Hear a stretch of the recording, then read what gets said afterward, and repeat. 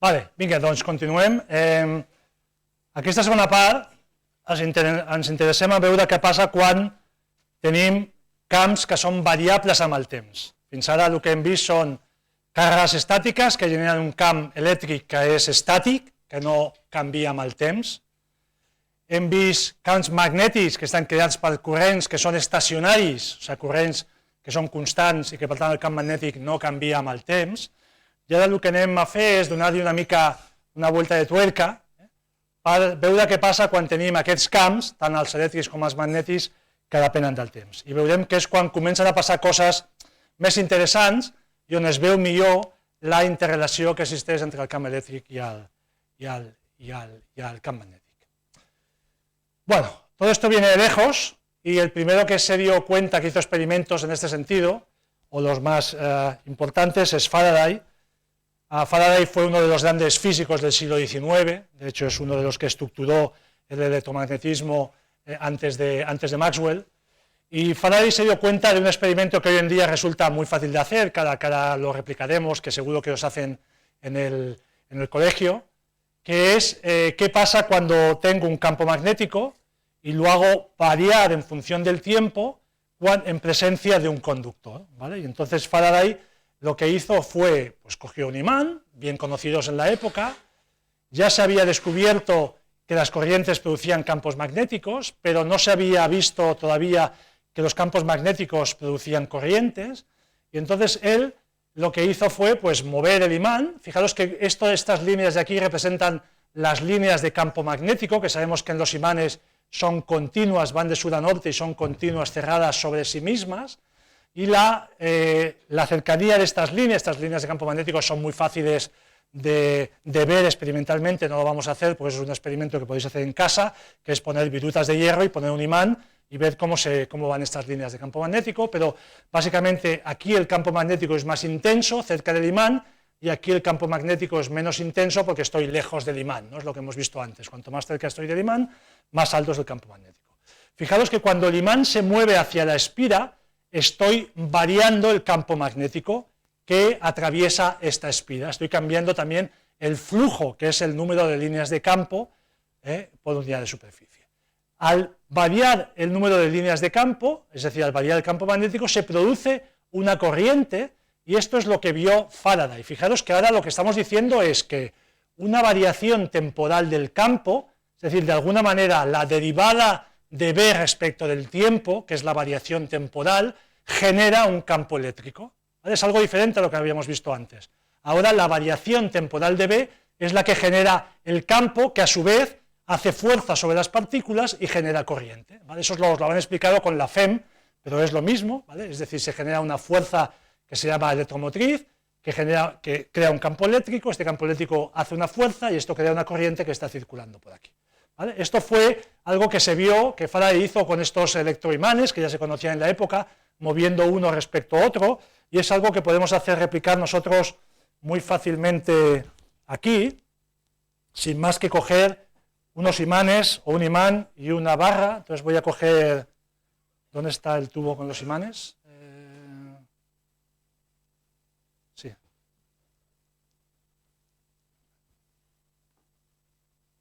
Vale, pues fijaros que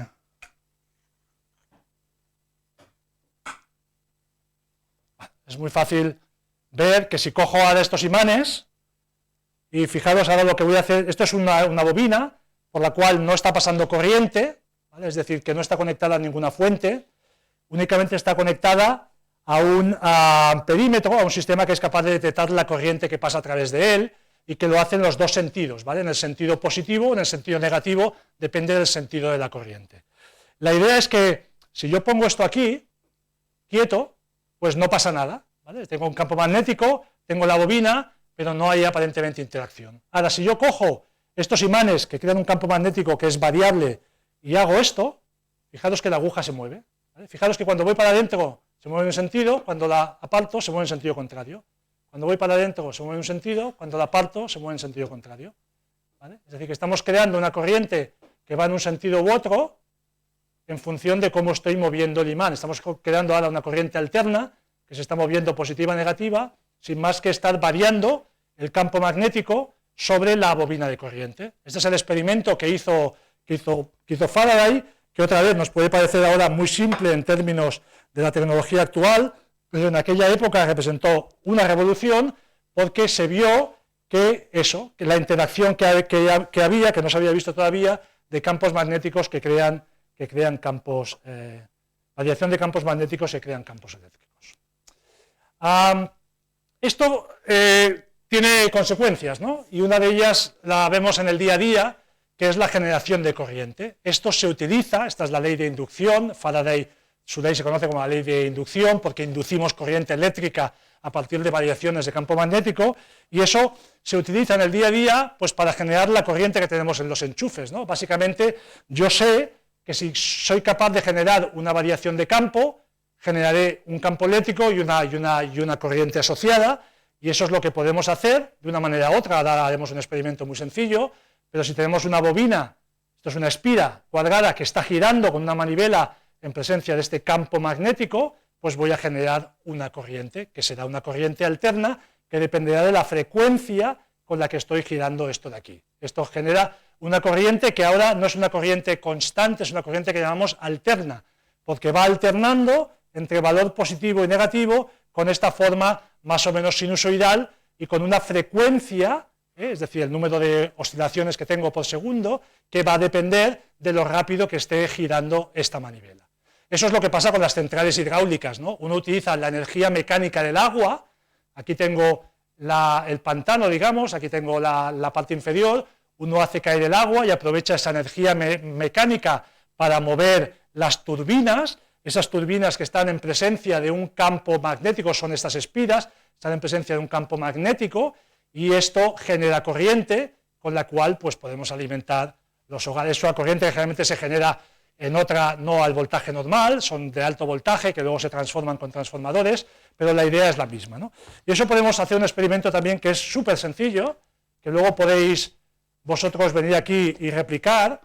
Lo que tengo aquí, luego podéis verlo, es, bueno, no sé si lo veis, a ver, luego lo veis, pero no es más que una rueda, ¿vale?, que tiene aquí dos dientes, que lo que hace es que cuando yo giro esto a una revolución por segundo, lo que hay dentro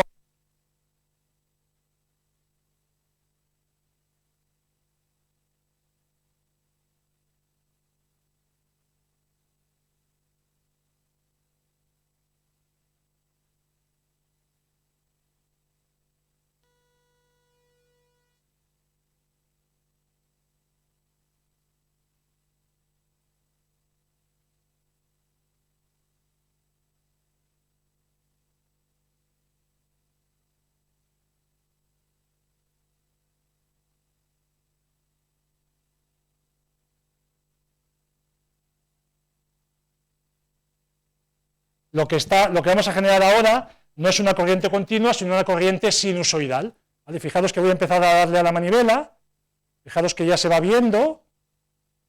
Para que os hagáis una idea, la escala temporal, cada cuadradito que se ve ahí en el osciloscopio es 1 milisegundo. Entonces fijaros que la distancia entre las ondas estas es de pocos milisegundos, quiere decir que lo que yo estoy aquí rotando de forma bastante lenta, en el interior de este sistema está rotando de forma mucho más rápida por las dos ruedas dentadas que tengo.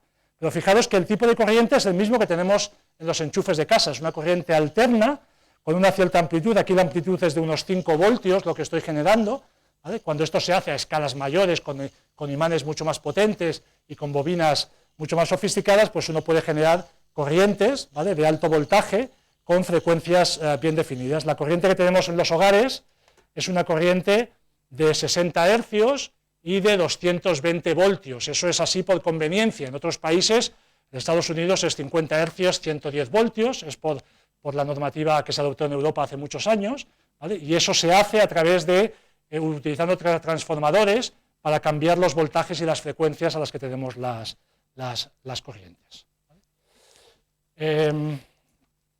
Es decir, que sí, que Faraday tenía razón, que podemos generar corriente alterna sencillamente moviendo imanes cerca de espiras, y eso lo acabamos de ver.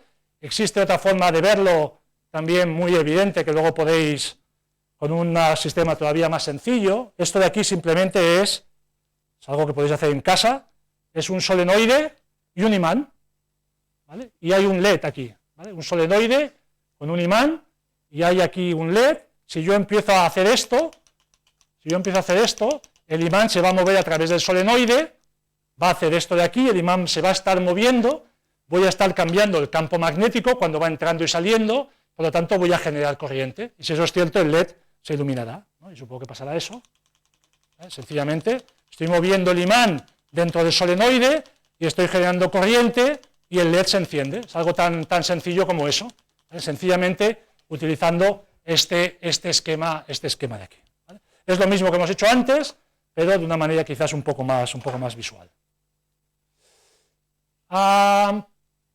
Bueno, la ley de Faraday se expresa de esta manera: un campo magnético variable genera corriente, pero hay un signo menos aquí, que supongo que ya os habrán explicado, os explicarán, y que es lo que se conoce con el nombre de ley de Lenz, ¿vale? Y ese signo menos es muy importante, porque es necesario para que en estos procesos que vamos a explicar ahora se produzca la conservación de la energía. Es decir, sabemos que uno no puede obtener algo a cambio de nada, si uno no puede generar energía de la nada. Si uno genera energía eléctrica es porque ha puesto energía mecánica. Uno no puede generar energía de la nada, el principio de conservación de la energía nos lo prohíbe. Por lo tanto, cuando estamos acercando un imán con una cierta velocidad y generamos corriente, ¿vale?, lo que va a pasar, si se cumple este principio de conservación, es que esta corriente que genera el imán, el movimiento, va a generar a su vez un campo magnético que se opone a la causa que lo produce. Es lo que se conoce como ley de Lenz y es este signo negativo que tenemos aquí.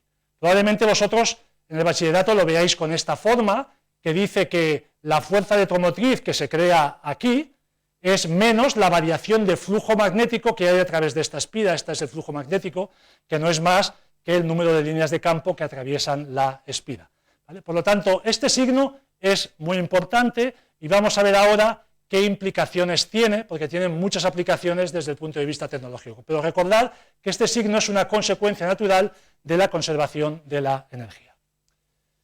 ¿Para qué podemos utilizar este signo, la ley de Lenz? Bueno, se puede utilizar para diferentes cosas y vamos a ver algunas.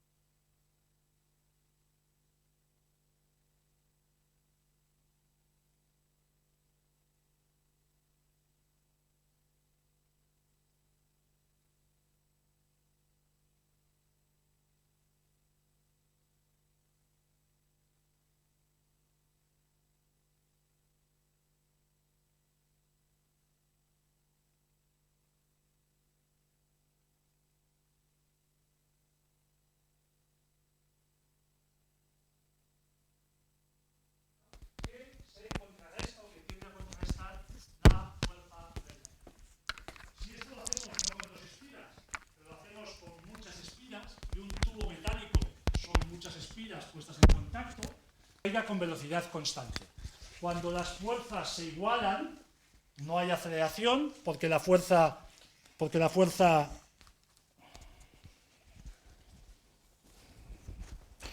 ¿Hola? ¿Sí? Cuando las fuerzas se igualan, no hay aceleración y el objeto cae con velocidad constante y evidentemente caerá más lentamente de lo que lo haría si no tuviéramos el tubo metálico. Y esto es lo que vamos a probar con esto de aquí, si no me cargo nada, y no sé dónde he puesto la otra bola. Perdonad, vaya lío. En la chaqueta. En la chaqueta, vale. Un momentito que no sé cuál es cuál. Vale. Esto es aluminio, es un material no magnético. Y esto es una bola de hierro que también no está magnetizada, ¿vale? Y si la dejo caer, entonces que caiga aquí, pues nada, esto cae pues bastante rápido, ¿no? Si ahora cojo esta, si puedo, esta de aquí es un imán, ¿vale? Es lo mismo que antes, tiene el mismo peso, pero ahora es un imán y la dejo caer. Y fijaros que ahora no me voy a preocupar de dónde está, porque fijaros que no sale por abajo. Bueno, no sale porque se debió quedar encallada, a ver.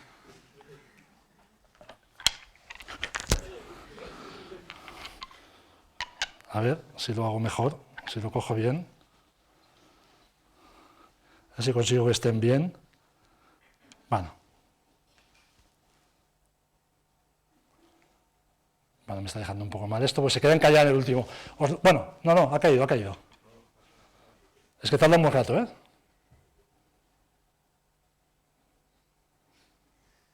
Bueno, no sé si tanto. Os lo voy a hacer con los tubos. Estaba cayendo todavía, pero os lo voy a hacer con los tubos.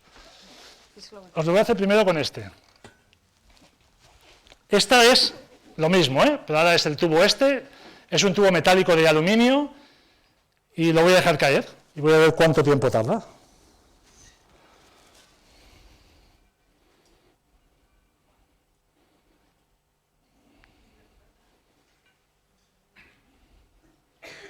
Está cayendo, Espero, voy a mirar, pero... ¡Ya! Ha caído. ¿Lo habéis visto? ¿Vale? O sea que en vez de caer...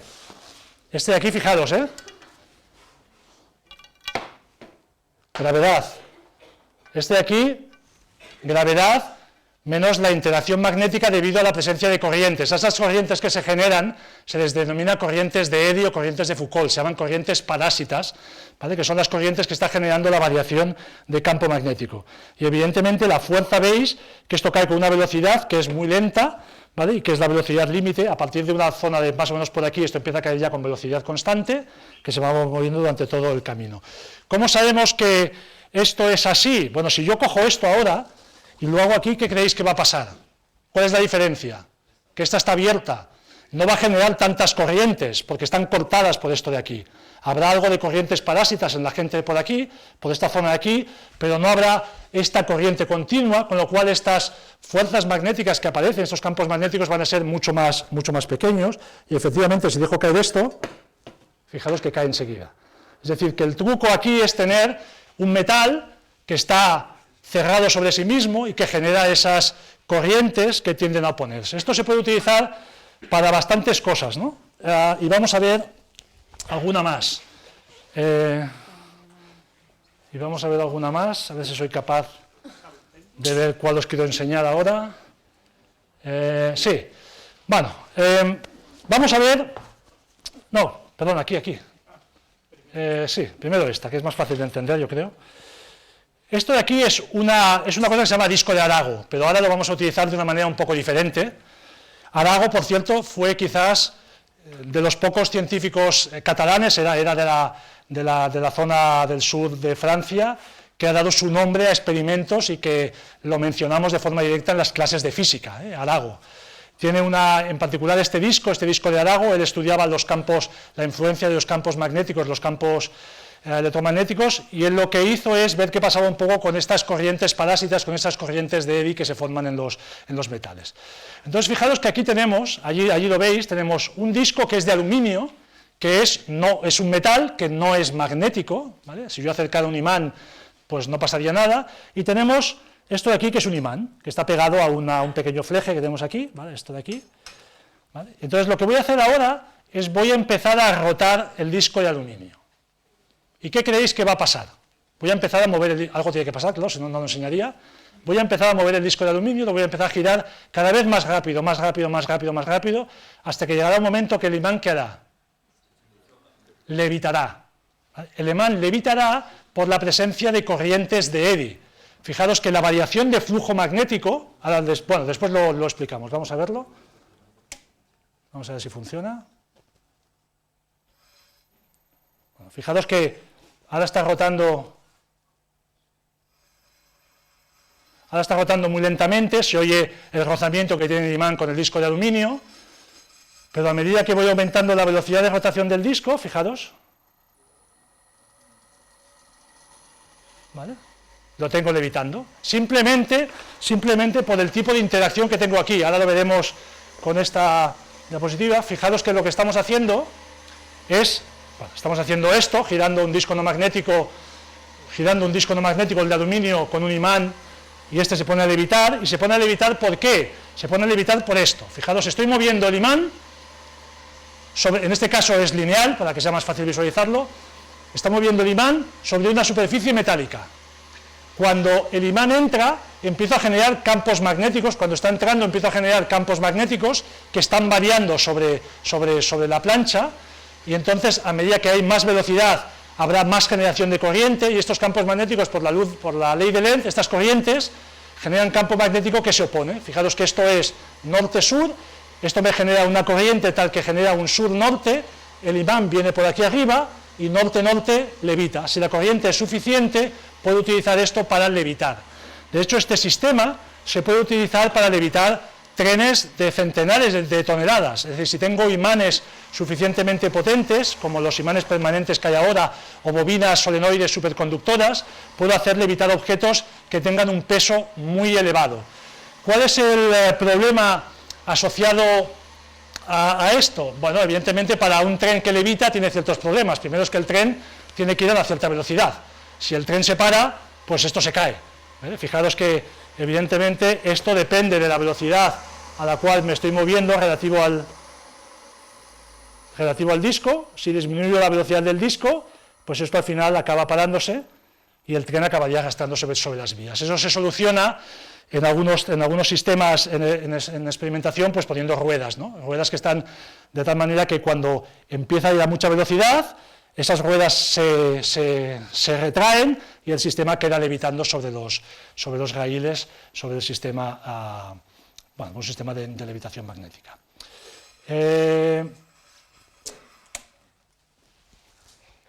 O sea que es una forma de levitar, utilizando imanes, sean permanentes o superconductores, sobre metales, y esto se utiliza también para otras aplicaciones, algunas de ellas que tienen que ver con esto que vamos a hacer ahora. Esto es una variante de esto que acabamos de hacer, y fijaros que aquí tengo, ahora os lo enseña Carlas, eso que tenemos ahí, bueno, os lo voy a enseñar así, son dos imanes, ¿vale?, que están muy cerca el uno del otro, y ahora los voy a poner de tal manera que voy a hacer oscilar una pieza metálica alrededor de ellos, alrededor no, a través, ¿no? Es decir, que la voy a poner así, voy a venir así, a ver si consigo, y voy a hacer oscilar esto, fijaros que si no hay nada, lo suelto y oscila, al final se acaba parando porque hay mucho rozamiento, pero esto oscila y va oscilando, ¿no? ¿Qué pasa esto si lo pongo ahora en presencia de un campo magnético? Fijaros que esto, otra vez, es un material, esto es aluminio, esto es no magnético, es un material que es diamagnético, tiene otras propiedades, pero desde un punto de vista de lo que estamos viendo, es no magnético. Entonces, lo voy a poner así, y ahora, pues no pasa casi nada, ¿vale? No pasa casi nada. Bueno. ¿Es lo que predeciríamos con la ley de inducción de Faraday? Sí. ¿Por qué? Porque las corrientes inducidas que se generan aquí en los peines y hay muy poco metal. Aquí se genera muy poca corriente. Tanto las corrientes inducidas son muy pequeñitas, los campos magnéticos que aparecen debido a la ley de Lenz también son muy pequeñitos, y por lo tanto esto casi no actúa como freno, ¿vale? ¿Qué pasa si ahora pongo esto? Que ya me lo sabéis decir todos, ¿no? ¿Qué pasa si ahora pongo esto? ¿Qué creéis que va a pasar? Que se va a frenar, ¿vale? Entonces fijaros que, bueno, Faraday estaba en lo cierto y Lenz también. Si yo ahora pongo esto y lo pongo bien, está un poco ladeado, ¿vale? Pues lo voy a mover, ¿vale? Fijaros, no, bueno, ahora ha tocado, pero voy a hacer que no toque, ¿vale? Es decir, esto actúa como es un freno magnético, es decir, la aparición de corrientes de Eddy hace que eso frene, y esos frenos magnéticos se pueden utilizar, de hecho se utilizan también en trenes, ¿vale? En sistemas. Uno puede aprovechar la presencia de imanes o electroimanes mejor para darle corriente a un electroimán y que su interacción con las vías del tren haga de freno magnético. Es decir, que uno puede utilizar esto, también se utiliza para balanzas de precisión, para amortiguar las oscilaciones en las balanzas, se utilizan estos sistemas para que no haya tanta oscilación y los sistemas no oscilen de manera tan continuada. Es decir, que uno puede buscar aplicaciones, no sé dónde tengo el mando, aquí. Uno puede buscar diferentes aplicaciones a esto aquí. Bueno, lo que hemos visto es esto, no voy a ir con detalle, pero básicamente lo que hemos hecho es hacer entrar un metal en una zona de campo magnético, esto es la oscilación esta, cuando está entrando hay una variación de flujo, se crean corrientes de Eddy, y estas corrientes crean un campo magnético que se opone al que había, y hacen a su vez una fuerza magnética sobre la corriente que está circulando, Bueno, voy muy rápido, pero aquí hay corriente, ¿vale? Entonces, si utilizáis la regla de la mano derecha, ¿vale? Fijaros que la velocidad va para allí, el campo que está generando esta corriente va hacia afuera, con lo cual la fuerza va hacia la izquierda, ¿vale? Si son cargas positivas las que se están moviendo. Es decir, que se opone al movimiento que tenía. Si las corrientes de Eddy que se generan son suficientes, pues esto conseguirá amortiguarlo de golpe, como es el caso que hemos visto. Si esto cojo y lo parto en trozos pequeñitos, como en el peine, ¿qué pasa? Que las corrientes que se generan ahora son muy pequeñitas, y por lo tanto el campo magnético y la fuerza magnética asociada son mucho más pequeñas y no logran revertir la fuerza gravitatoria que actúa en este caso. Bueno, ¿para qué se puede usar? En casa, si tenéis cocinas de inducción, se utilizan estos principios, las corrientes de Eddy, ¿vale? Las nuevas cocinas, las de autoinducción, funcionan así, ¿vale? Básicamente tengo una bobina por la cual hago circular corriente, ¿vale? Se puede hacer circular corriente en AC, y eso ¿por qué provoca calentamiento? Porque esa corriente AC está haciendo que haya corrientes en el interior. Ahora explicaremos que esto que os estoy diciendo no es del todo así, pero ahora matizaré una cosa, y esas corrientes que se están creando crean movimientos de las cargas. Los movimientos de las cargas en el interior de un metal producen efecto Joule, y el efecto Joule, si las corrientes son importantes y el metal es resistivo, pues hacen que se caliente, ¿vale? Esto es un ejemplo que podéis hacer en casa de calentando una sartén, una paella, una cazuela. Esta está cortada por la mitad, la que no se está calentando, el chocolate está bien, y la otra, el chocolate está derretido por las corrientes de Eddy debido al inductor que hay aquí debajo que genera esos campos magnéticos variables. Pero dejadme que os enseñe si funciona esto. Cuando esto se hace, en las cocinas esto se hace a frecuencias relativamente bajas, ¿vale? Frecuencias relativamente bajas. Entonces, ¿qué pasa? Que las corrientes no son suficientes, y de hecho los utensilios de cocina, la mayoría de los que utilizamos, tienen que tener una base magnética. Y eso es porque lo que está haciendo que se caliente no es tanto la corriente, sino el efecto de los momentos magnéticos del material, ¿vale? Estamos haciendo mover el spin, que es una cosa de la que no hemos hablado, los momentos magnéticos internos, que se mueven rápidamente, que oscilan, es un material magnético, y eso hace que se caliente.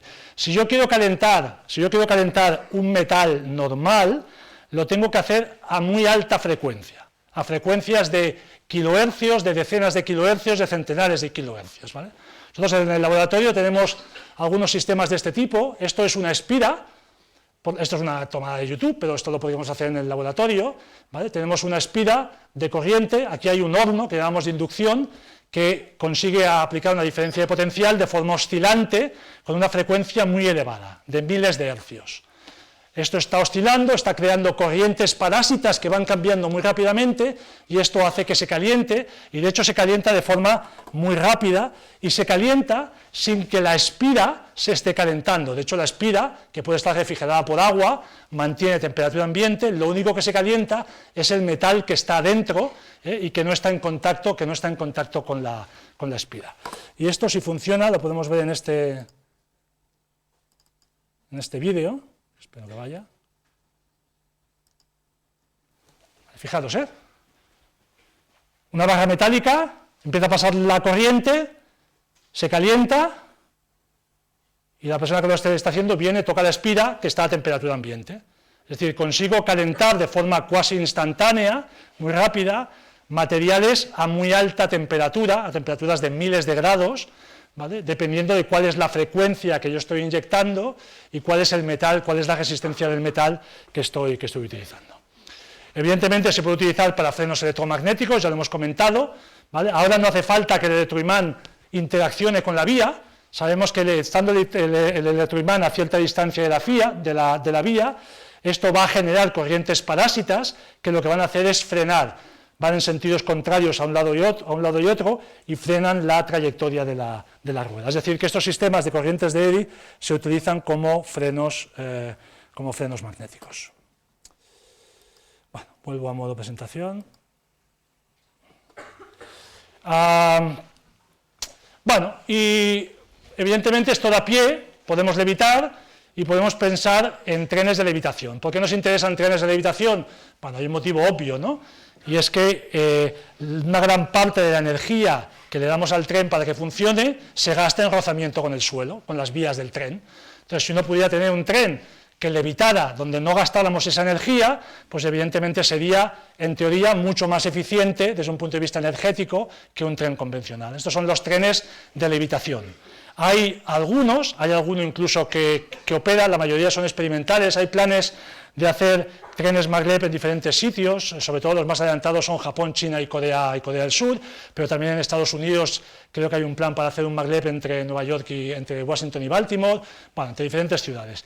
Hay diferentes formas de levitar trenes, ¿vale? Yo aquí os voy a explicar una de ellas, que es la que se está haciendo en Japón, con el Shinkansen, que es el superconductor maglev, que vamos a comentar brevemente, que es una forma de levitar, pero ya habéis visto que hay diferentes formas de levitar objetos, utilizando imanes permanentes o utilizando bobinas superconductoras.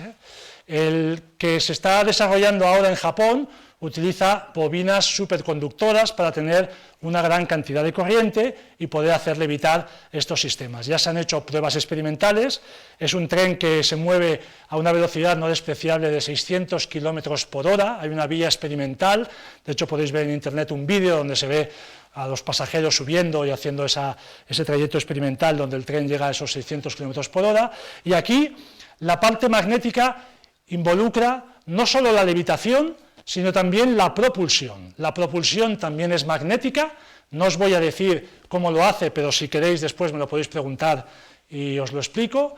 La levitación, que es lo que vamos a ver con un poco más de detalle, también es electromagnética, y el centrado, esto es un tren que levita y que por lo tanto va sin vías y que se mueve de forma sobre estas vías laterales, y también hay un sistema para evidentemente que esto no se vaya hacia los lados y no choque contra las paredes, contra ese recinto que tiene a su alrededor. Como os digo, esto es un tren que puede viajar a 600 km por hora y que funciona de la siguiente manera, de forma muy resumida, ¿vale?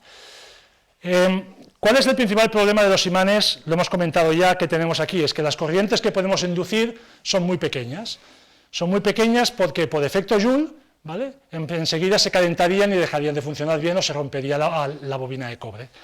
Entonces, lo que hacen estos trenes es utilizan una bobina que es de una aleación de niobio-titanio, que es un material, es un metal, es una aleación metálica, que tiene una temperatura de transición superconductora de 9,2 Kelvin. 9,2 Kelvin es bastante bajo, para que os hagáis una idea, son menos 263, 64 grados centígrados, pero eso se puede alcanzar de forma relativamente fácil con helio líquido. El helio se hace líquido a 4K, 4,2. Si uno tiene a su disposición un sistema para generar helio líquido, y se puede hacer, pues uno puede enfriar este cable por debajo de 9K, ¿y qué pasa por debajo de 9K? Que la resistencia se hace cero, ¿vale? No tiene resistencia eléctrica. Si no tiene resistencia eléctrica, ¿eso qué significa? Eso significa que yo puedo inyectar corriente, esto es la bobina, las bobinas están aquí, ¿vale? Puedo inyectar corriente en este sistema, ¿y qué es lo importante? Que una vez yo inyecto corriente, como no hay disipación, esa corriente sigue circulando durante mucho tiempo, cuando al final siempre hay pérdidas, pero ¿qué pasa? Que puedo inyectar una vez corriente y esto se mantiene durante un buen rato porque la corriente está circulando por el material sin que haya ningún tipo de disipación, es un material con resistencia cero. Y al mismo tiempo que solo tengo que inyectar de forma intermitente, ¿vale? Al mismo tiempo las corrientes que puedo hacer pasar por aquí son muy elevadas, son de miles de amperios, con lo cual esto es capaz de crear campos magnéticos, en este caso en esta dirección, en la dirección horizontal respecto al movimiento del tren, pues que son súper intensos, ¿vale? Entonces, ¿esto qué hace? Bueno, ese es el campo magnético que crea la bobina, es una bobina, la bobina superconductora que está en el tren, esto está en los laterales del tren, estas bobinas, fijaros que hay unas cuantas, ¿vale? Y aquí en los lados hay unas espiras metálicas, ¿vale? La clave, y no entraremos en detalles, es que estas espiras tienen una forma tal, fijaros que no es una espira normal rectangular, sino que es una espira con una forma así de 8, de tal forma que la parte de abajo crea un campo magnético sur-norte que se opone, y la parte de arriba crea un campo magnético norte-sur cuando por ella pasan corrientes, por la generación de corrientes de Eddy, ¿vale? Entonces, ¿qué pasa? Que este campo magnético hace una fuerza para arriba, este de aquí hace una fuerza para arriba, por el otro lado pasa lo mismo, por el otro lado del tren, y entonces esto crea una fuerza ascendente que hace que esto levite y que puede hacer levitar un tren. Este tren, cuando hicieron las pruebas, creo que estaba cargado con 100 personas, ¿vale? O sea que aparte del peso del tren, pues estaba el peso de esas personas, que es mucho menor que el peso del tren, pero que son trenes capaces de levitar pesos sustanciales de muchas toneladas, ¿vale? La levitación, la propulsión, también la consiguen con imanes, pero ahora la consiguen poniendo una corriente alterna en el exterior y haciendo que haya una alteración de campos positivos, campos norte y campos sur en el lateral de la vía, ¿no? No os lo voy a explicar, pero si alguien quiere saberlo, aquí hay una corriente alterna que hace que esto se vaya moviendo y que vaya cambiando con una cierta frecuencia el norte-sur, y esto hace que va interactuando con estos imanes y esto se va moviendo a una velocidad que viene dictada por la frecuencia de esto de aquí. Yo cambio la frecuencia de esto y hago que este tren se mueva a diferente velocidad. Puedo controlar la velocidad a la cual se mueve el tren a partir de la frecuencia de la corriente que tengo en la parte lateral, ¿vale? Bueno, después de Faraday, la situación de las ecuaciones era esta, no era esta porque ahora lo vemos de forma muy sencilla, pero la podemos resumir en esta, ¿no? Teníamos, vuelvo a repetir, la primera que hemos visto de electrostática de campo que depende de las cargas, que es esta de aquí. La segunda, que como no hay monopolos y las líneas de campo son cerradas, es esta de aquí, la ley de Gauss del magnetismo, ¿vale? Que es esta de aquí, y que esta simetría, vuelvo a repetir, aparece por la no existencia de monopolos. La tercera, que ya hemos visto, ¿vale? Que es la ley de inducción de Faraday. La ley de inducción de Faraday, lo que recordar me dice, es que si yo varío el campo magnético en función, olvidados de la integral, si yo varío el campo magnético en función del tiempo, ¿vale? Lo que voy a crear es una FEM y un campo eléctrico asociado. Es decir, que variaciones de campo magnético con el tiempo, o de flujo magnético, que es esta cantidad, producen FEM, producen fuerza electromotriz y producen corrientes y campos eléctricos asociados. Fijaros que si yo ahora miro la ley de Ampère, ¿qué nos decía la ley de Ampère? Que una corriente estacionaria producía un campo magnético. Pero fijaros que si yo digo que los campos eléctricos y magnéticos son indistinguibles unos de otros y que los puedo cambiar, evidentemente aquí falta algo. Me falta una expresión donde yo pueda escribir que la variación de campo eléctrico con el tiempo, pues genera un campo magnético. Y eso es de lo que se dio cuenta Maxwell. Maxwell lo que hizo fue darse cuenta de esta asimetría en las ecuaciones resultantes, que no era tan fácil como ahora, porque no había 4 ecuaciones, había 18 o 20 ecuaciones diferentes por ahí bailando, ¿vale? Maxwell se dio cuenta de que había un tipo de experimentos que no permitían, que no se podían resolver con la expresión de Ampère y que había que introducir un término de dependencia temporal con el campo. Y este es este tipo de experimentos, ¿no? Maxwell, que fue el que consiguió unificar las diferentes visiones del electromagnetismo, lo que consiguió darse cuenta es de que la ley de Ampère no puede explicar este tipo de comportamientos. ¿Qué es lo que pasa aquí? No voy a ir al detalle, pero ¿qué es lo que pasa aquí? Imaginaos que tenemos una corriente que está entrando, y esto es un condensador, un capacitor, que inicialmente no está cargado. Es un capacitor, un condensador que está descargado. Cuando le va entrando corriente, ¿qué pasa? Que se está cargando. Empieza a cargarse, a cargarse, a cargarse. Por lo tanto, de alguna manera hay una corriente aquí. Fijaros que estoy creando carga, estoy almacenando, ¿vale? Esto no está contemplado en esta expresión de aquí, que solo me habla de corrientes estacionarias. Aquí estoy teniendo algo que se está cargando, que está cogiendo carga con el tiempo, luego de alguna manera tiene que haber algo que esté variando. Y de hecho, cuando esto pasa, cuando el capacitor se está cargando, el campo eléctrico dentro del capacitor también se está aumentando, ¿no? Sabéis que un capacitor, su campo eléctrico depende de su carga o de su densidad de carga, ¿no? El campo dentro de un capacitor es sigma partido por epsilon sub 0, donde sigma es la densidad de carga. Si yo estoy aumentando la carga, el campo dentro está aumentando. Luego aquí, a medida que estoy inyectando corriente y el capacitor se está cargando, el campo también está aumentando. Y esto no lo podía explicar Ampère con su ley. Para explicar esto, y lo que se dio cuenta Maxwell, es que este campo eléctrico variable producía a su vez un campo magnético. Es decir, que si yo vengo con mi sonda Hall, esa que teníamos, y yo pongo mi sonda por aquí, pues debería ser capaz de detectar un campo magnético que también está aumentando con el tiempo, al igual que lo está haciendo este de aquí, o por lo menos la presencia de un campo magnético debido a esto. Es decir, Maxwell se dio cuenta de que cuando las corrientes no son estacionarias y tenemos campos que varían con el tiempo, aparece un campo magnético, y fue capaz matemáticamente de construir o modificar la ley de Ampère y añadirle ese término que faltaba, que es la variación temporal del campo eléctrico.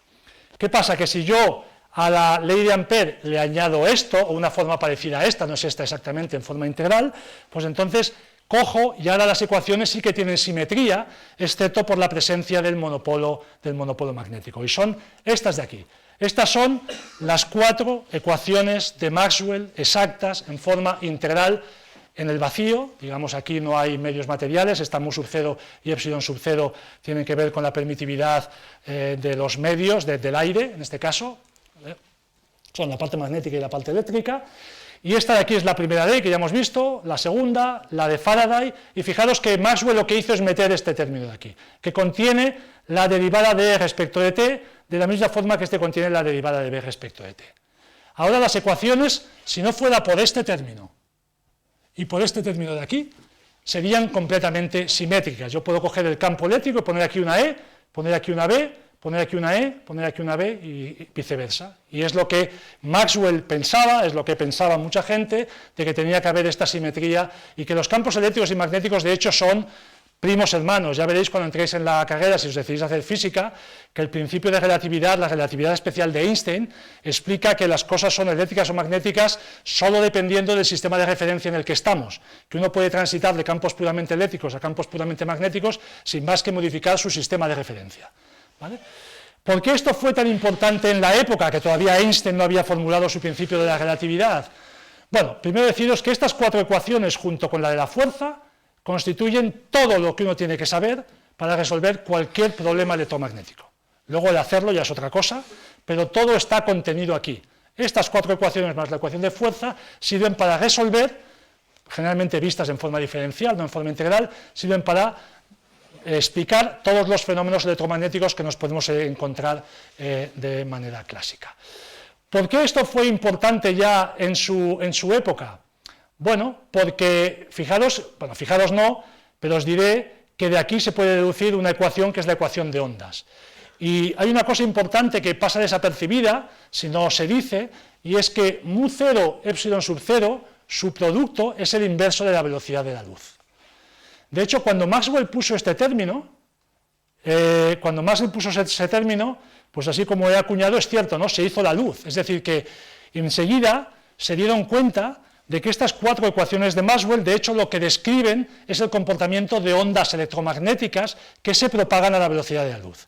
Yo puedo quitar aquí las cargas, puedo quitar esto, puedo hacer que esto sea 0, puedo quitar que esto sea 0, y esto describe el comportamiento de ondas electromagnéticas en el vacío o en otros medios o en el aire, ¿vale? No tiene que haber cargas, tengo ondas electromagnéticas que se están propagando, son fotones que se propagan por el espacio, y estas ondas electromagnéticas, por primera vez aquí se vio que la electricidad y el magnetismo, que ya se sabía que era algo muy relacionado, pues también tenía mucho que ver con la óptica, y de hecho la óptica y el electromagnetismo están unificados, son parte de una misma fenomenología, y la óptica se trata desde un punto de vista electromagnético, por lo menos desde el punto de vista clásico en el que nos estamos moviendo, ¿no?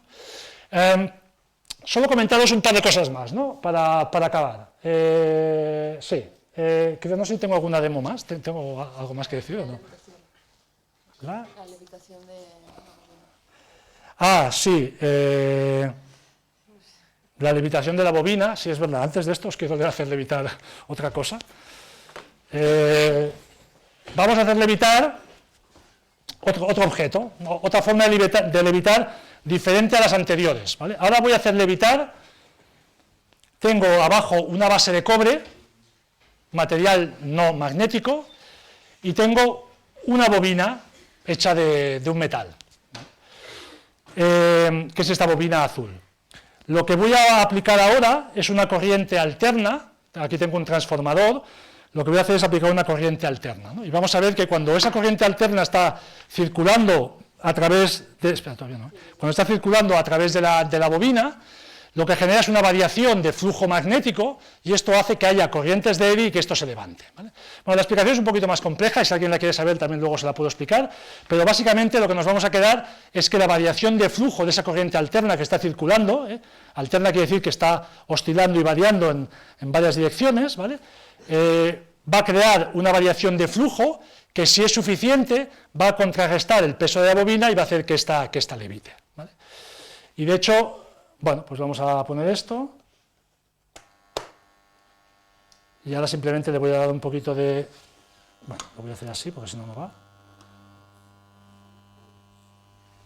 ¿vale? Fijaros, estoy haciendo levitar la bobina sin más que aplicar un poquito de corriente. Ahora le estoy metiendo aquí no sé cuánto, pero 70, 80 voltios, estoy haciendo pasar quizás unos pocos amperios a través de esta bobina de forma alterna, y consigo que levite, ¿vale? Si lo subo un poquito, Jordi, ¿lo hago? ¿Sí peta? ¿Sí? Bueno, si veis que salta todo, es porque hemos creado una pequeña corriente un poco más alta, pero fijaros que ahora, bueno, puedo hacer que salte. De hecho, si siguiera aumentando el voltaje, podría hacer que esta bobina saltara todavía mucho más, y de hecho en la prueba que hicimos antes de venir hicimos que tocara el techo, pero saltaron los plomos del laboratorio, porque la corriente que alcanzamos fue bastante corta, pero de unos 100 amperios, ¿vale? Que es mucho más de lo que pueden soportar los cables normales que tenemos aquí, que se mueven entre 16 y 30, 35 amperios, ¿vale? Bueno, pues nada, dejamos aquí. Bueno, es decir, esto es otra forma de levitar que también se puede utilizar y se usa para levitar objetos, ¿vale?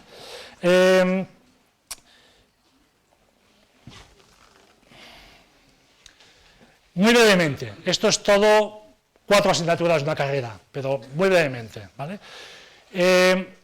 Las cargas, cuando se aceleran, producen radiación electromagnética, ¿vale? De hecho, antes lo hemos visto en el sincrotrón, cuando el haz de electrones se curva, se está acelerando, una trayectoria curvada tiene aceleración, y eso produce radiación. En el caso del sincrotrón, la radiación está en el rango de los rayos X, porque es la que me interesa para estudiar la materia, ¿vale? Las longitudes de onda son de pocos Armstrongs, y por lo tanto esa es la distancia entre los átomos, y eso es lo que me interesa para ver la materia. Pero uno puede coger una antena, de hecho podríamos haber hecho el experimento, pero ya nos hubiéramos ido. Uno puede coger una antena, eso es lo que hizo Hertz. Hertz cogió una antena de una forma especial y hizo oscilar las cargas en esa antena. Oscilar quiere decir moverlas. y si las haces oscilar, cuando las cosas oscilan, se aceleran, ¿no? Es como un péndulo, ¿no? Que cuando se está moviendo, pues está pasando por puntos de velocidad cero, velocidad máxima, velocidad cero, es decir, que se está acelerando y decelerando todo el rato en ese movimiento. Por lo tanto, en un movimiento oscilatorio, las cargas se aceleran y producen radiación. Y producen radiación electromagnética en forma de fotones. En este caso, las antenas pueden producir ondas electromagnéticas de diferentes frecuencias en función de la frecuencia a la que hago oscilar las cargas. Si las hago oscilar en megahercios, pues tengo frecuencia, tengo ondas electromagnéticas en el rango de los megahercios. Y entonces puedo, de hecho, oscilar y hacer variar las cargas en un rango bastante amplio de frecuencias, ¿vale? Esto es lo que vamos a hacer, eso es lo que está pasando aquí están oscilando, esto es un oscilador, ¿veis? El positivo negativo está variando y eso está generando ondas electromagnéticas que sabemos ahora por las ecuaciones de Maxwell que son campos electromagnéticos que se están propagando en el espacio y que se propagan a la velocidad de la luz y que por lo tanto llevan energía, el campo electromagnético lleva energía y puede actuar sobre otras cargas que están a distancia. Eso es lo que hace la radiación electromagnética, ¿no? La genera en una antena, se mueve, va a otra antena y ahí hace que se mueven otras cargas y yo luego recibo eso, ¿vale? Y hago con un transductor, lo paso a sonido, lo paso a señal eléctrica o lo paso a lo que sea, ¿vale? Pero esto es cómo funciona. Entonces vamos a replicar un poco esto, pero de una manera un poco diferente. Quería acabar enseñándoos la bobina de Tesla, que no es exactamente esto, pero se parece. ¿Qué es una bobina de Tesla? Una bobina de Tesla es ese aparato que tenemos ahí, muy ridiculín, muy pequeñito, es esto de aquí, las hay mucho más grandes, se pueden construir, ¿vale? Y básicamente es un sistema resonante donde estamos cambiando el voltaje de la corriente continua de 220 a decenas de miles de voltios. O sea, por aquí entran 220 y aquí salen decenas de miles de voltios, y una cosa, eso ya lo hacíamos con el Van de Graaff, pero una cosa muy importante, de hecho este circuito es mucho más sofisticado, es que estamos entrando corriente a una frecuencia de 60 hercios de la red, y la frecuencia aquí es de miles de hercios, está en el rango de las decenas de miles de hercios, o sea, es una señal de alto voltaje y alta frecuencia, ¿vale? Esto es como una antena. Como esto está a miles de voltios, ya veréis que es capaz de generar campos eléctricos muy intensos y por lo tanto es capaz de ionizar el aire, pero al mismo tiempo esto actúa de antena y genera radiación electromagnética que se está propagando y que tiene la frecuencia de las ondas de radio, ¿vale? La generación de las ondas electromagnéticas de esta bobina, que se propaga a mayores distancias, son ondas de radio por el tipo de frecuencia que tienen.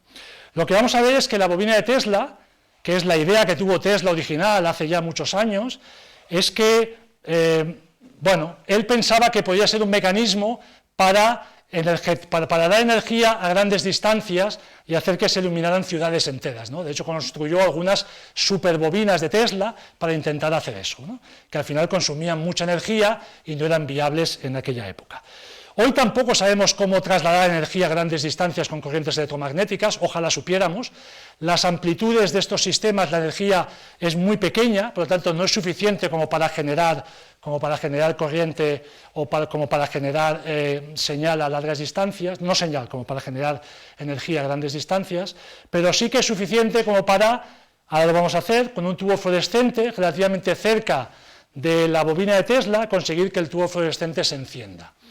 Tenéis que entender una cosa, el hecho de que el tubo se encienda tiene que ver con el campo eléctrico, tiene que ver con el hecho de que cuando estoy muy cerca, el campo eléctrico es intenso y eso hace que en el interior de mi fluorescente se ionice el gas, haya un fenómeno de cascada y esos electrones interaccionen con el fosforescente que hay en el tubo y eso hace que se ilumine. No son las ondas electromagnéticas que se generan, si me pusiera más lejos, las ondas electromagnéticas, los fotones que se propagan serían los mismos, pero el fluorescente ya no se ilumina. Es decir, que lo que está iluminando realmente es el alto campo eléctrico que tengo en la cercanía de la bobina de Tesla. La bobina de Tesla, habrá que apagar luces para ver esto, si quieres. Es este cacharro de aquí, yo os digo, aquí hay una antena y genera alto voltaje de alta frecuencia, ¿vale? alto voltaje de alta frecuencia. Y, bueno, de hecho ya veréis que lo haré de varias maneras. Haré algo que no hacía antes con el Van de Graaff. Y lo primero es, bueno, aquí hay mucha luz por la pantalla. Bueno, ya estoy generando ahí campo electromagnético. Bueno, no es muy espectacular, pero fijaros que estoy viendo y están pasando cosas por ahí. Bueno, luego lo podéis ver, no se ve, ¿no? Bueno, estoy ionizando el aire a distancias de un par de centímetros. Pero fijaros que,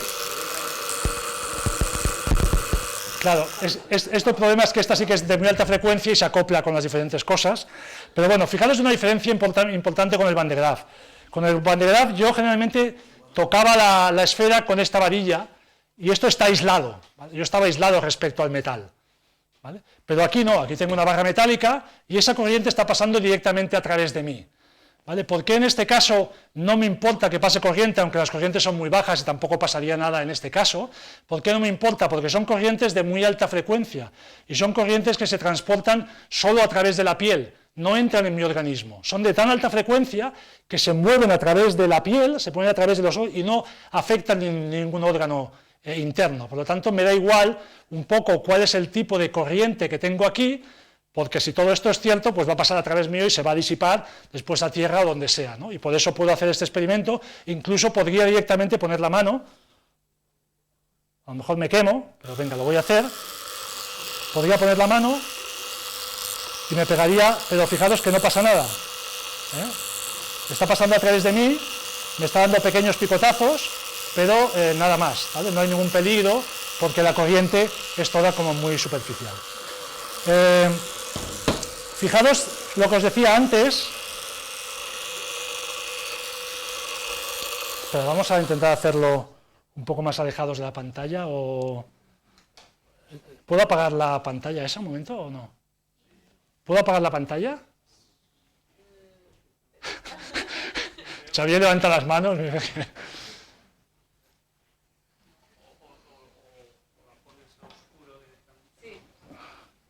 Ah, vale, sí. Si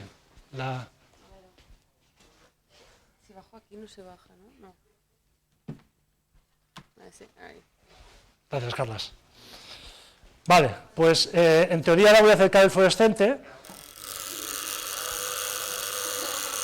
¿No va nada?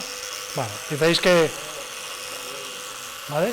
Se ilumina, ¿vale? Esto es ya os digo, por los campos eléctricos creados en la bobina, que lo que están haciendo es acelerando las cargas. O sea, aquí dentro hay un gas, el gas se ioniza, a la que hay una molécula de gas que se ha ionizado, el campo eléctrico es capaz de acelerarla, ¿vale? Y al acelerarla colisiona con otras moléculas que a su vez crean electrones, que a su vez crean más carga, y esa carga interacciona con una película fluorescente que hay en el lateral del tubo, que es de sulfuro de zinc, de un material similar, y hace que se produzcan transiciones electrónicas que dan lugar a luz, en este caso a luz blanca, ¿vale? Y así es como funcionan los fluorescentes y cómo se pueden iluminar con este tipo de sistemas de bobina Tesla, ¿vale? Bueno, si os acercáis después veréis que por ahí dentro está todo de color violeta, y es que se está ionizando el aire en la zona lateral de la bobina, y la ionización del aire da lugar a ese color violeta, ultravioleta, por las transiciones electrónicas de los átomos de nitrógeno, de las moléculas de nitrógeno y oxígeno. Bueno, con esto voy a acabar, ya una hora. Os quería haber comentado, solo os comento, pero nada, en 20 segundos, un tema apasionante que se puede abordar desde la física, desde la neurociencia, desde cualquier otro ámbito, que es el cerebro y las ondas cerebrales, ¿no? Es decir, el cerebro funciona a través de impulsos eléctricos, ¿vale? Y los impulsos eléctricos sabemos que generan ondas, ¿no? Y de hecho el cerebro genera ondas electromagnéticas, genera campos eléctricos, campos magnéticos, ondas electromagnéticas. Esas ondas electromagnéticas se pueden detectar, y de hecho hay una serie de ondas electromagnéticas que se detectan, son de muy baja amplitud, son muy débiles.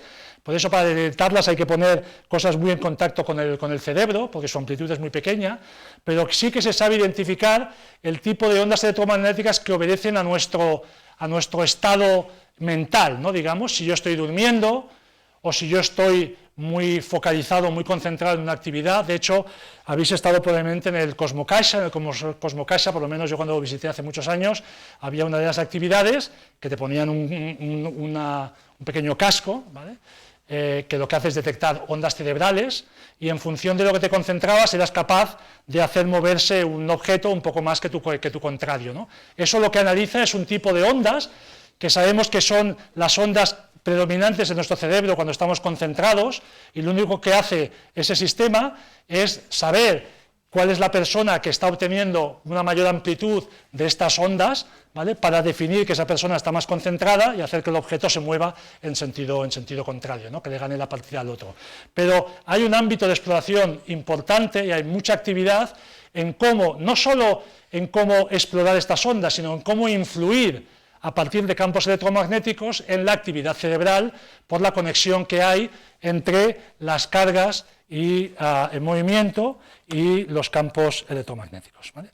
Y antes de finalizar, quería agradecer, ya lo ha hecho Carlas al principio, pero lo vuelvo a hacer, quería agradecer a Jordi López y a Ernesto Asensio, que están allí, por la ayuda en el montaje de todo este material, también a Ramón Violeta, que es otro miembro del departamento que me ha ayudado con estos montajes.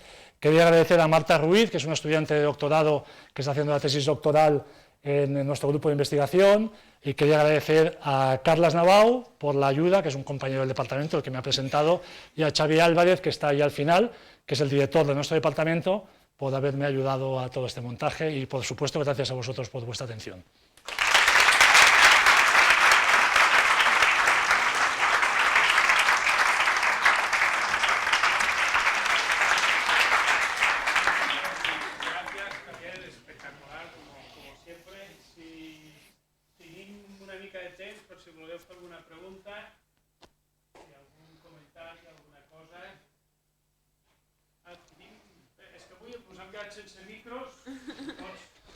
Carlas, ¿están aquí? No sé si van. No sé, sí. ¿Sí? Sí, perfecto. Toma, Marta, que después te toca a ti. Merci. ¿S'escolta? Sí, vale. A ver, según he entendido, entonces los campos electromagnéticos se generan a partir del movimiento de cargas, como por ejemplo en un movimiento cilíndrico generar un campo electromagnético, ¿no? Bueno, a ver, cuando los movimientos de carga son constantes, uno genera campos eléctricos o campos magnéticos, ¿vale? La generación de ondas electromagnéticas uno la hace cuando tiene cargas que están aceleradas, y eso tiene que ver con que la aceleración de las cargas crea modificaciones del campo electromagnético, del campo eléctrico y del campo magnético, que se propagan a la velocidad de la luz. Y los fotones que captamos son esas modificaciones de campo eléctrico y magnético que se están propagando radialmente a través de la fuente. Vale. O sea que cuando las cargas se están moviendo, oscilando a una cierta frecuencia, tú estás generando radiación electromagnética con esa frecuencia de oscilación, que puede ser muy alta o muy baja, dependiendo del tipo de sistema que tengas. Si a partir de este movimiento se genera un campo, aquí lo hemos hablado a nivel de, bueno, a esta escala, pero a escala subatómica, por ejemplo, el spin del electrón genera un campo. ¿Cómo lo hace? Porque, según tengo entendido, el spin del electrón no es un movimiento que podamos definir, es un giro intrínseco y, sin embargo, genera un campo. Bueno, ¿cómo lo hace? Existe una versión clásica y una versión cuántica, ¿no? El spin del electrón es un fenómeno puramente cuántico. De hecho, el spin del electrón no aparece en la ecuación de Schrödinger cuando se soluciona, se inyecta ad hoc. El spin del electrón aparece en la ecuación de Dirac, que es la ecuación relativista de Schrödinger. Desde un punto de vista semiclásico, el spin del electrón, ¿qué problema tiene el electrón? Que no es como la Tierra, ¿no? Tú puedes interpretar la rotación de la Tierra y al final puedes calcular su momento de rotación, el momento intrínseco asociado a la rotación, simplemente sumando las contribuciones individuales de todos los cuerpos que forman parte del planeta Tierra, ¿no? Es un sumatorio de I omega y con eso consigues tener ese movimiento.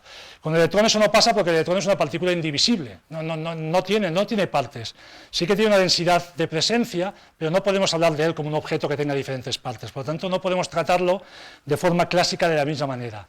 Pero sí que es cierto que el spin del electrón al final es un movimiento intrínseco, que llamamos de rotación, porque genera un efecto que es muy similar al momento angular. El momento angular del electrón es cuando tienes un electrón que se está moviendo en órbita, eso genera un momento angular que es parecido al momento angular clásico, ¿vale?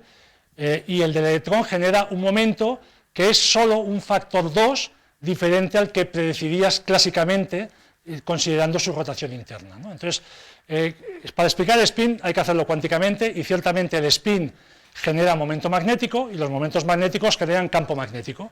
De hecho, los materiales ferromagnéticos, le explicaba un compañero tuyo antes, es que se forman es debido a la presencia de electrones no apareados, es decir, que hay más electrones up o down en un sistema, o más electrones up de los que hay down, y por lo tanto hay un momento magnético neto, que es el momento de spin, y eso hace que el sistema genere campos magnéticos, ¿vale? No sé si lo explico, pero bueno, digamos que para entender el spin solo se puede hacer desde una perspectiva cuántica. Vale. Alguna? Vale. Que hi ha una cosa que no m'ha quedat clara dels cossos els superconductors que, o sigui, s'han de refredar molt o hi ha alguns que ja ho són per defecte? Claro, a ver, todo esto va evolucionando, ¿no? De hecho hay un campo de investigación bastante intenso en materiales superconductores, ¿no? Los metales habituales, ya desde hace desde hace 100 años, 120 años, se sabe que son superconductores a temperaturas de 2, 3, 4 o 5 Kelvin, que es muy baja, ¿no? Creo que fue en el 80, no sé, en el 86, hubo un descubrimiento en el IBM de Zúrich, Bernard y otros colegas, que descubrieron un material superconductor, que se llama IVAQO, que era superconductor a una temperatura por encima del nitrógeno líquido, por esa zona, ¿no? 80-90 K. ¿Vale? El nitrógeno se convierte en líquido a 77 K, que es bajito, son menos 190 grados, pero es mucho más alto que el helio. Y por lo tanto, sí, hay materiales que son superconductores, pero no hay ningún material que sea superconductor a temperatura ambiente. Yo creo, no sé cuál es el récord ahora, porque esto va avanzando, a lo mejor Carlos lo sabe mejor, pero el récord debe estar en 110, 120 K, 130 K, es el récord absoluto de un material que se comporta superconductor. Evidentemente, si tuviéramos superconductores a temperatura ambiente, bueno, resolveríamos muchos de los problemas de nuestro mundo actual en cuanto a la energía, porque uno de los grandes problemas de energía es la disipación, ¿vale? La disipación no se produce de la misma manera en los materiales superconductores, porque ya hemos dicho que la corriente puede oscilar sin disipación, y por lo tanto, pues uno puede hacer funcionar las cosas de manera mucho más eficiente. Desde el punto de vista de la levitación, los superconductores también tienen características súper importantes, y es que, bueno, hay diferentes tipos de superconductores, pero repelen el campo magnético, ¿vale? Y entonces eso hace que tú puedas levitar superconductores. Por ejemplo, coges un trozo de IVAQO, este que os he dicho que es superconductor a 80 K, lo enfrías a nitrógeno líquido, lo pones encima de imanes y el tío se pone ahí a levitar y no se da la vuelta de nada, es levitar, no hace falta que se esté moviendo, levita. Por lo tanto, si tú consigues tener un material superconductor, también puedes levitar objetos de manera mucho más eficiente, ¿vale? O sea que eso también se puede hacer, la levitación con imanes, con materiales superconductores. ¿Y cómo se escribe? IVAQO. Es itrio, bario, cobre, oxígeno. Es un material que está formado por itrio, bario, cobre y oxígeno, con una red cristalina bien definida y que tiene propiedades superconductoras. Por debajo de esos 80-90 K. Por aquí había otra. Gracias. ¿No? Por aquí no había otra. ¿Aún alguna pregunta más? Allá. Ah, perdona. A ver si te has de contestar.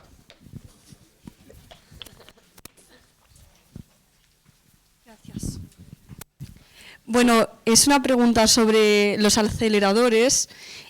Vale, entonces se utiliza nitrógeno líquido para, bueno, claro, a una temperatura así muy baja, ¿no? Para poder acelerar las partículas.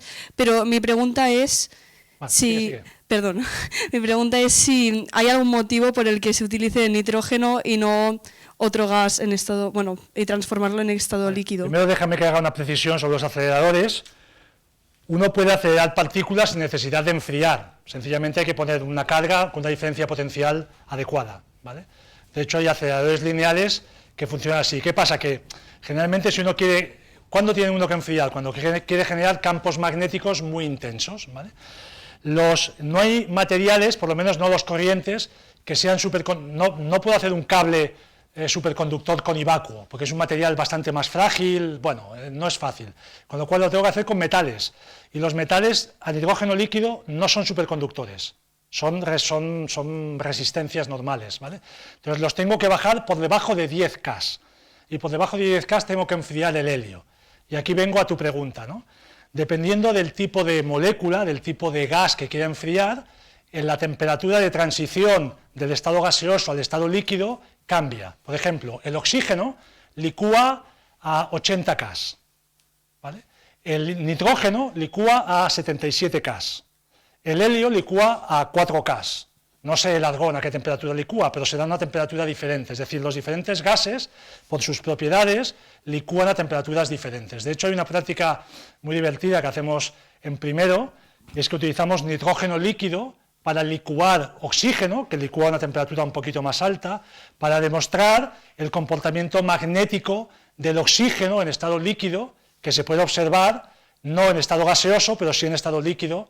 Bueno, hacemos experimentos en relación a estas temperaturas de licuefacción. O sea que depende mucho de la molécula. Vale, gràcies. Vinga, una altra. Una altra. Hola, escolta, una pregunta. Quan has explicat el tema del tren japonès, de levitació, he entès el sistema que has explicat per a la levitació. Després, als laterals, el sistema de circulació del corrent alter, en la variació de freqüència per tu tenir el sistema de centratge. Però l'impuls, com s'ho fan llavors per aconseguir l'impuls i tenir controlat l'impuls al mateix temps que tu estàs jugant en la freqüència? Es por la frecuencia. Al final la frecuencia son imanes que están oscilando, son solenoides.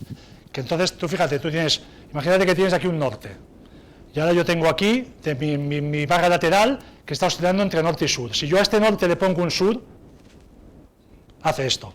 Si ahora cuando este se ha movido, el de al lado es norte, también le empuja. Pero si ahora el siguiente que llega, la onda cambia, el siguiente será sur, con lo cual también le atrae. Y hago que se vaya moviendo y que se mueva al cambiar la polaridad de los electroimanes que están en la parte exterior respecto a los imanes que están en el tren.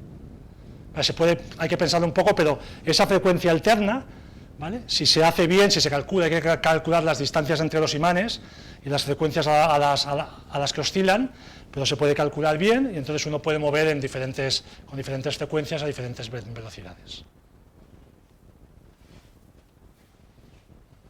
En el cas estàvem parlant dels trens, es té previst en un futur, sí, és una pregunta, que si es té previst en un futur aplicar-ho a cotxes i motos com per a la nostra vida diària, és a dir, has dit que podíem augmentar o disminuir la seva velocitat, llavors es podria fer com a ús diari, o sigui que en un futur sigui el nostre sistema de moviment aquest, Claro. i no el que coneixem avui dia. En el caso de los trenes, la tecnología más o menos ya está, hay un problema siempre de costes, ¿no? Yo sé que el tren japonés, por lo que he leído, yo tampoco trabajo en estos temas, pero por lo que he leído, hay una línea proyectada, creo que es de Tokio a Osaka, pero que al final, para que pueda funcionar estas velocidades, tiene que atravesar por túneles, hay que hacer túneles, hay que asegurarse de que todo sea perfectamente plano, estable, o sea que desde el punto de vista de construcción, son cosas pues muy costosas, ¿no? Y eso hace que estas obras siempre vayan un poco retrasadas, ¿no?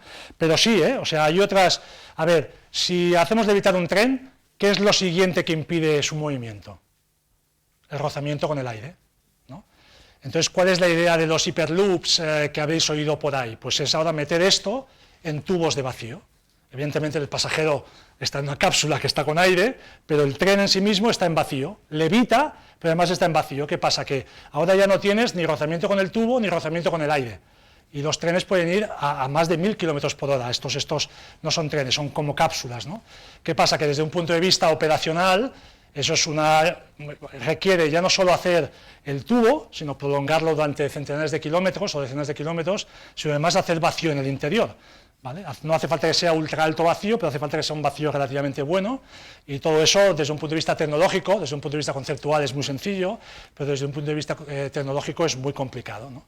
Desde el punto de vista de la infraestructura de coches y demás, no sé, yo el problema que veo es que fundamentalmente para todo esto hace falta metales, ¿no? Tú si quieres un coche levite, tendrías que tener un suelo metálico, ¿no? De alguna manera, ¿no? Entonces, bueno, hay que ver si hay vías adaptadas, pero si hubiera vías metálicas, al igual que hay vías de tren, pues carreteras con un cierto componente metálico, pues sí, se podría levitar, se podría hacer cosas de este tipo. No sé si van por ahí los tiros, sé que hay experimentos, sí que hay prototipos que hacen eso, lo que no tengo claro es que eso pueda ir más allá. Yo creo que antes tendremos coches voladores que se estén moviendo por otras tecnologías. Pero vamos, es la opinión de un no experto, ¿eh? Sí que para un campo electromagnético, ¿cómo, o sea, tienes la ecuación y todo, pero cómo haces para, por ejemplo, en un programa de ordenador representarlo en 3 dimensiones? Eso todavía Carla es mejor que yo, que trabaja en eso. Bueno, hi ha molts codis, al final són vectors que estan a tots els punts de l'espai, per tant hi ha codis de visualització i són vectors que es van movent i que tu es poden visualitzar relativament fàcil. Lo difícil no és visualitzar-los, és entendre'ls. Sí, sí. Igual que tu visualitzes qualsevol cosa, imagina que a tots els punts de l'espai tens una fletxeta. Llavors aquesta fletxeta, que és el vector camp elèctric i o magnètic, els calculem d'acord amb les lleis que ens ha presentat el Javier i llavors fem un mallat a tot l'espai amb tot ple de fletxetes i aquestes fletxes van variant d'intensitat, les visualitzem en color, van canviant amb el temps, etc. Sí, sí.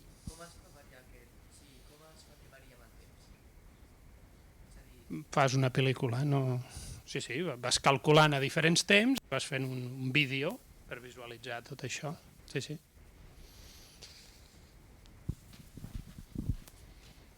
Bueno, mi pregunta es que en un futuro un poco lejos, digamos, ¿podríamos ver aplicaciones de fusiones nucleares en escalas más pequeñas o no? ¿Aplicaciones de? De fusión nuclear en escalas más pequeñas.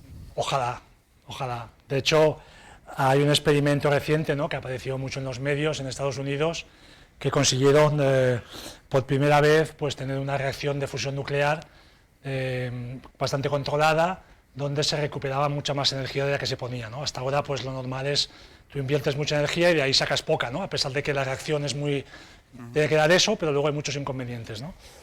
Sí, ojalá porque se resolverían muchos problemas. Yo creo también yo no trabajo en este tema, desde fuera, que eso es algo que todavía tardará decenas o 15 o 20 años en tener viabilidad para su uso o sea, a nivel de investigación se está avanzando mucho y muy rápido, pero de ahí a que podamos tener reactores de fusión. Hay dos aproximaciones. En Europa se ha apostado por un reactor de fusión grande, que es ese que os he explicado, por el ITER, que su idea no es tanto generar como entender todo el proceso de fusión. En Estados Unidos se ha apostado por otro tipo de reactores un poco más pequeños, ¿no?, que generan el plasma de una manera diferente.